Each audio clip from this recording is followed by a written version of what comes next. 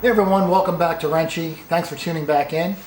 As promised in our last video, if you haven't seen it, we did the fork oil change on the 2016 Z1000.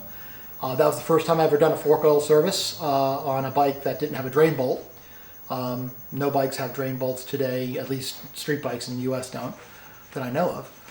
And you have to remove the forks, so that was the first time I've done that. And as mentioned in the last video, today we're going to do a radiator flush and coolant change on the 2016 Z1000. It's pretty straightforward, no special tools needed, and I'll show you kind of the steps we go through here, and then we'll go ahead and do it. So here you go.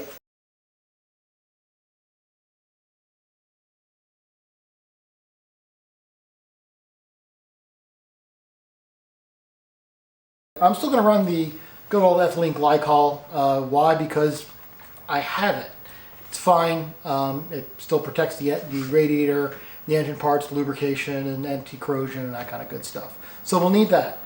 Caution, ethylene glycol is extremely toxic. You need to dispose of it correctly.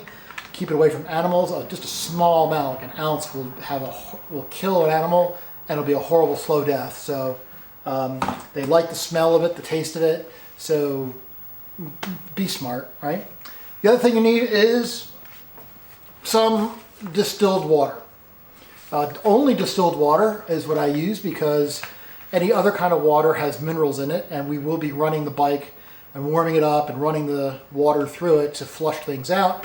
And as you heat up water, it lets go of the calcium and rock particles that'll gum up the radiator and whatnot. You don't want to do that. Distilled water has no minerals in it. So distilled water only.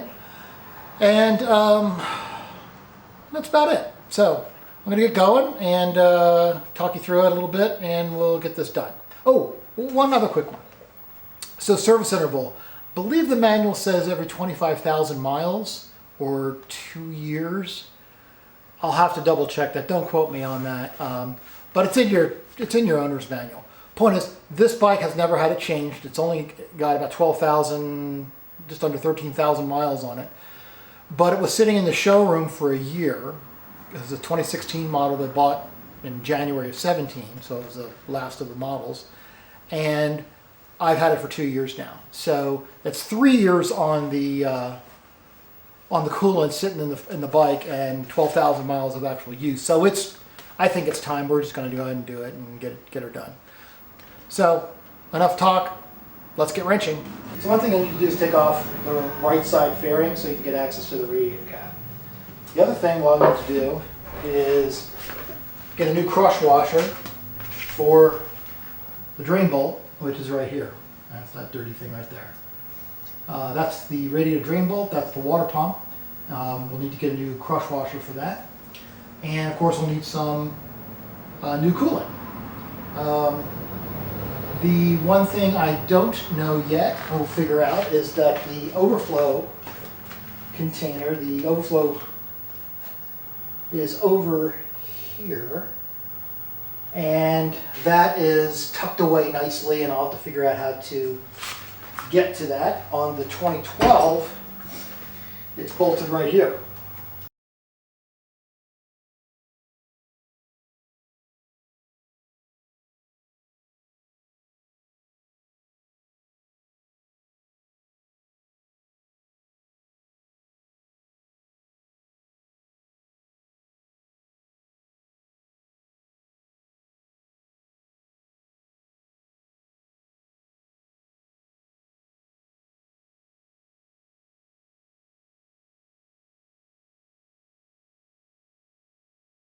So as you see, I set up a drain pan. It's a cat litter tray. Don't reuse it for cats. This is a very old one.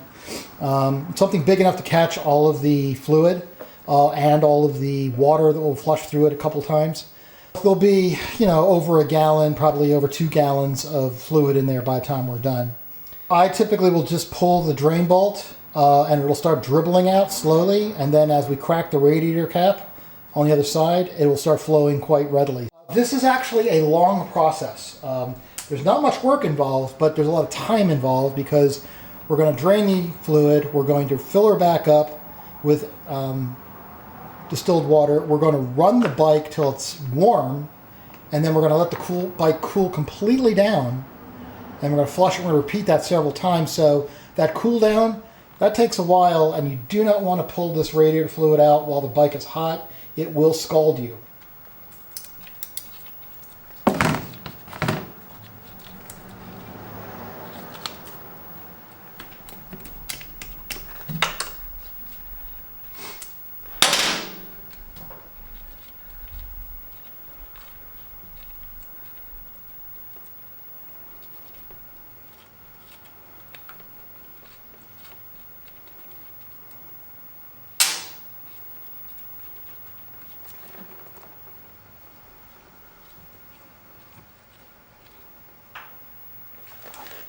So you can see it's barely even dribbling out with the radiator cap on.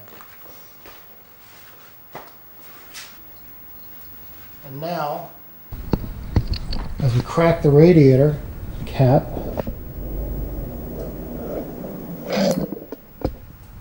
slowly,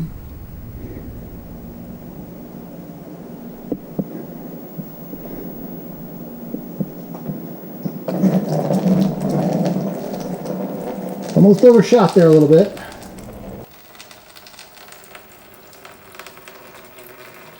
So I'm controlling the flow with the radiator cap, and as it empties out, I'll open it all the way.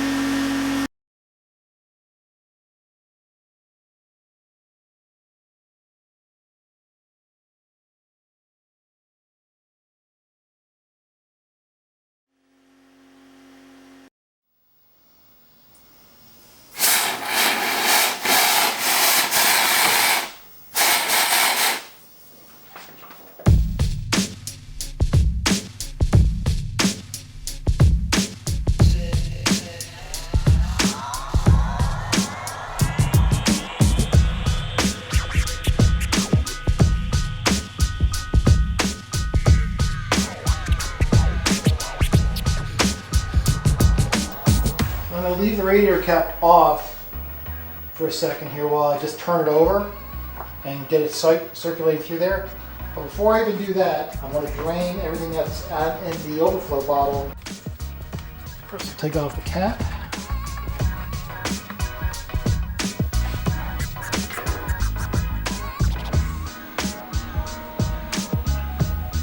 Get that all the way to the bottom. Hook up the compressor.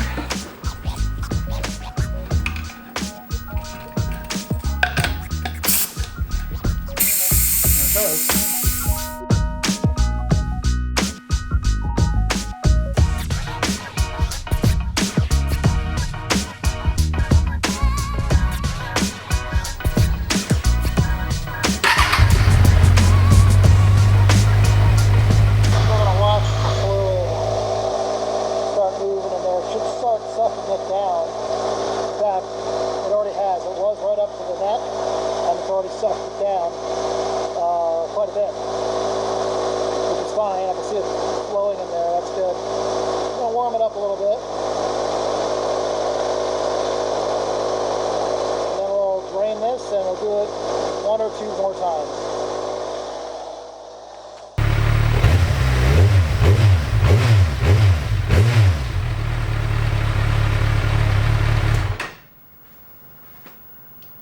Okay, now we wait. Let her cool down, we'll drain this out, and we'll repeat.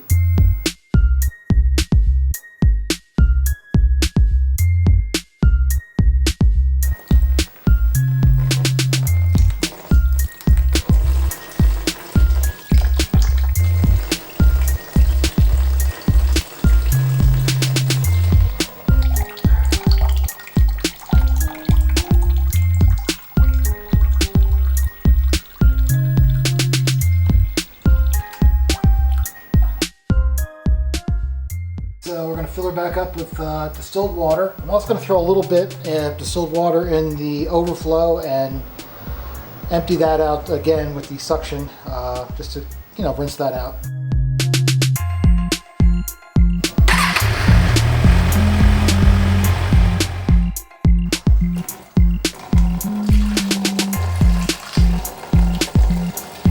There's the new crush washer.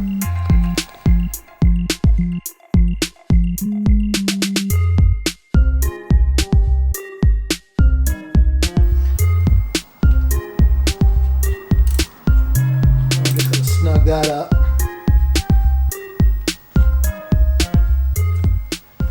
We're now ready to put the coolant in. Now we're going to want to put it in really slowly to let it really trickle in there so we don't get any air pockets in there. We'll run it again like we did before to get the bubbles out, and then we'll top off the overflow, and that's it. We're good to go. What we recommend, what I do is I ride it for a while, come back, check it when it's cool. The overflow, if it needs to be topped off, I'll go ahead and do that. So that's about all there is to it.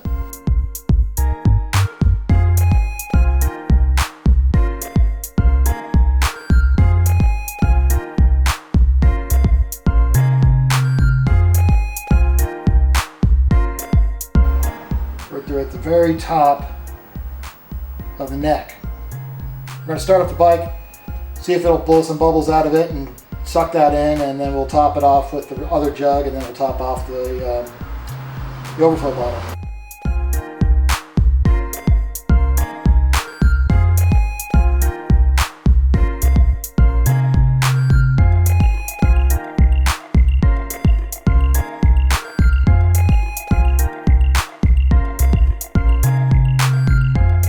So we'll put the radiator cap back on, and this time we'll run it back up to temperature again with the, make sure the fan comes on, thermostat opens, and we'll recheck the levels, and that'll be about it.